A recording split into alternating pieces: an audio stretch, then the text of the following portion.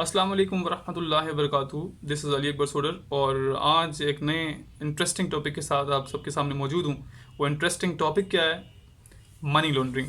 आजकल की हुकूमत जो है ना वो ज़्यादातर इस टर्मिनोलॉजी को यूज़ करती है कि फ़लाँ मुल्क में जो है ना वो असासे जो है ना वो मनी लॉन्ड्रिंग से ख़रीदे गए हैं, फ़लाँ शख्स ने ये ख़रीदा, फ़लाँ फ़लाँ जो भी हो रहा है वट। तो मनी लॉन्ड्रिंग बड़ा चर्चे में है आजकल के दौर में। तो मनी लॉन्ड्रिंग है क्या चीज़, स्टेजेस क्या हैं इसके, किस तरीके से एग्जिस्ट करती है पाकिस्तान में, उसके लिए उसके इम्पेक्ट क्या हैं हमारी इकोनॉमी के ऊपर, और जो है ना उसके उसको करप करने के लिए, उसको मिटिगेट करने के लिए पाकिस्तान ने क्या इकदाम दिए हैं। तो ये सारी चीज़ें डिस्कस करेंगे आज मनी लॉन्ड्रिंग के टॉपिक में। What is money laundering? Money laundering है क्या चीज़? मनी लॉन्ड्रिंग, लॉन्ड्री का वर्ड आपने इस्तेमाल किया होगा, देखा होगा, सुना होगा कि लॉन्ड्री का मतलब वो जगह जहाँ पर जो है वो मैले कपड़े को धोया जाता है या सुखाया जाता है। तो वहीं से वर्ड भी ये भी लिया गया है कि मनी लॉन्ड्रिंग यानी ब्लैक मनी को वाइट मनी में कन्वर्ट करना, ब्लैक मनी को धोकर वाइट मनी बनाना। तो ये प्रोसेस होता है। ब्लैक मनी कौन सा मनी होता है? वो इलीगल मनी जो इलीगल सोर्स से कमाया गया हो, लाइक करप्शन करके कमाया गया हो, लाइक आपके डिफरेंट जो है ना वो स्मगलिंग करके पैसे कमाए गए हो, या डिफरेंट ब्लैक सोर्सेज से कमाया गया हो पैसा, या फिर जो है ना वो करप्शन करके पैसा कमाया गया हो, या डिफरेंट सोर्सेज हो सकते हैं जो कि ब्लैक या ड्रग्स वगैरह सेल करके पैसा कमाया गया हो, या प्रोस्टिट्यूशंस करने के बाद वहाँ से पैसा कमाया गया हो, या जुआ वगैरह से जो भी गलत पैसा ब्लैक मनी कमाया गया हो, उस पैसे को ना वाइट मनी में कन्वर्ट करना होता है। अच्छा, वो कैसे होता है? What is the process of converting black money into white money? इसके जो स्टेजेस क्या होते हैं, ये 3 स्टेजेस होती हैं। First of placement. प्लेसमेंट में क्या होता है कि एक शख्स जो कहीं गवर्नमेंट के इदारे में काम करता है, वो अगर करप्शन करता है, करप्शन के बाद अगर वो पकड़ा ना जाए, इससे बचने के लिए वो क्या करता है, वो उस पैसे को घर में नहीं रखता, उस पैसे को इन्वेस्ट करता है प्रॉपर्टीज़ लेने में।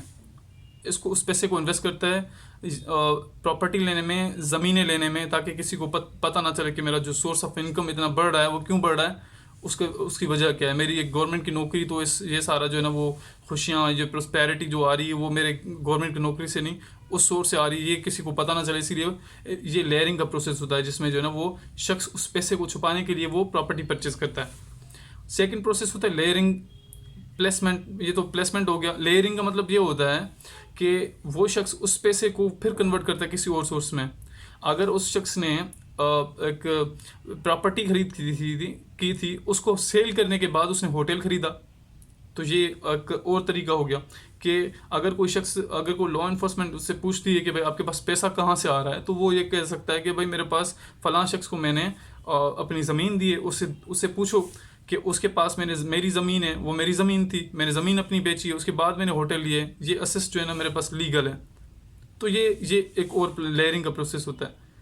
उसके बाद इंटीग्रेशन क्या होती है, फिर वहाँ से जो वो पैसा इसके पास अपनी इनकम में आता है, इसके अकाउंट्स में आते हैं, तो वो ये जो है ना वो इंटीग्रेशन का पैसा कहलाता है।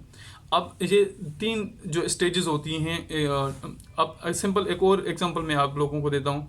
अगर एक लीडर है, पॉलिटिकल लीडर है, वो करप्शन करता है, उसके पास ह्यूज अमाउंट आ जाता है, तो वो क्या करता है, वो अपने जो रिलेटिव्स हैं या अपने कोई अनजान लोग हैं उनके अकाउंट्स में पैसा जमा करता है। डिफरेंट अकाउंट्स होते हैं बैंक्स के, उन अकाउंट्स में जो है ना पैसा डालता है, ताकि वो जो है ना वो डिस्गाइज किया जाए, उसको कंसील किया जाए उस पैसे को, ताकि गवर्नमेंट की उसके ऊपर नज़र ना पड़े। तो उसके बाद क्या करता है, वो उससे ऑफशोर्स कंपनीज़ में पैसा लगाता है। अब ऑफशोर कंपनीज़ को वो क्या करती हैं, वो कंपनीज़ जो कि पेपर में एग्जिस्ट करती हैं, अदरवाइज एग्जिस्ट नहीं करती, तो ऑफशोर्स पैसे कंपनीज़ में वो पैसे लगाते हैं, ताकि उनको मतलब उनकी लिखाई में ये होता है कि वो पैसे लगाया हुआ है उन्होंने कंपनीज़ में, मगर वो उस कंपनीज़ वो होती एग्जिस्ट नहीं करती, उनके बेनिफिट्स उनको मिलते रहते हैं। या फिर एक और तरीका होता है ये, या तो वो पैसा जो ये फॉरेन कंट्रीज़ में जो है ना वो स्मगल करते हैं, भेजते हैं, तो वहाँ पर वो कंट्रीज़ जो कि टैक्स हेवन कंट्रीज़ कहा जाता है, जिनको जो बहामा, पनामा, जो पनामा वाला केस चल रहा है वो भी करप्शन का, ठीक है, बहामा, पनामा, स्विट्ज़रलैंड, दुबई, ये ऐसे कंट्रीज़ हैं जहाँ पर जो है ना वो इलीगल जो पैसा होता है उसको लगाया जाता है डिफरेंट प्रोजेक्ट्स में, डिफरेंट कंपनीज़ में, और फिर वहाँ से फिर वापसी जब उस शख्स के, उस पॉलिटिकल लीडर के जो है ना वो अकाउंट्स में आते हैं पैसे, तो वो जो है ना वो साफ होकर आते हैं, वो जो है ना वो वाइट होकर आते हैं। यहाँ से तो इलीगल सोर्स से कमाता है, मगर वहाँ जब भेजता है स्मगल करने के बाद, फिर वहाँ उन कंपनीज में वो पैसा लगता है, उसका फिर जो प्रॉफिट आता है वो डायरेक्ट जो है ना वो बैंक के थ्रू आता है, और बैंक के थ्रू आता है तो खुश, हुकूमत भी खुश होती है कि जो है ना वो फॉरेन कंट्री से पैसा आ रहा है हमारे मुल्क में, हमारे मुल्क की तरक्की, हमारी मुल्क की इकॉनमी बिल्ड कर रही। तो इनको नहीं पता होता कि ये जो है ना ये हमारे मुल्क का ही पैसा बाहर गया हुआ था। तो ये 3-4 चीज़ें हैं, स्टेजेस हैं जो करप्शन की, जो स्टेजेस हैं जो मनी लॉन्ड्रिंग की, उसके हवाले से मैंने आपको बताया। अब मैं आपको बताता हूँ कि इसका जो है ना वो इम्पैक्ट क्या पड़ता है इकोनॉमी के ऊपर। मनी लॉन्ड्रिंग का इकोनॉमी के ऊपर इम्पैक्ट करता है लॉस ऑफ रेवेन्यू।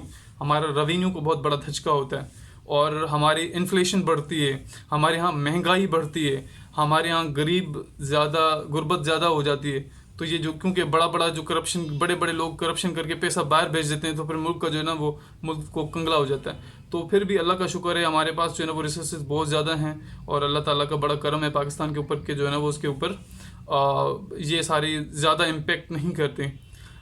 उसके बाद अनएम्प्लॉयमेंट हमारे पास बढ़ जाती है, तो इसकी वजह से, मनी लॉन्ड्रिंग की वजह से बहुत सारा और भी जो है ना वो इसके ऊपर असरात, मुल्क के ऊपर, इकोनॉमी के ऊपर असरात होते हैं। अच्छा, उसके अलावा मनी लॉन्ड्रिंग के लिए पाकिस्तान में जो है ना वो एक एक्ट बनाया गया 2010 में। उस एक्ट के थ्रू अगर कोई पकड़ा जाता है, मतलब वो मनी लॉन्ड्रिंग करते हुए पकड़ा जाता है, तो 1 साल से 10 साल की उसकी सज़ा है, और 1 मिलियन, मोर देन 1 मिलियन उसको जो है ना वो पे करने पड़ते हैं, फ़ाइन लगता है। उसके अलावा भी और भी जो है ना वो सज़ाएँ मुरतब हैं। बहरहाल ये आज का टॉपिक था जो कि आप सबको बताया। आई होप आपको थोड़ी बहुत नॉलेज हुई होगी मनी लॉन्ड्रिंग के हवाले से, और इंशाल्लाह नेक्स्ट किसी टॉपिक के ऊपर डिस्कस करने के लिए फिर मुलाकात होगी। अल्लाह हाफ़िज़, अपना ख्याल रखिएगा, बहुत शुक्रिया।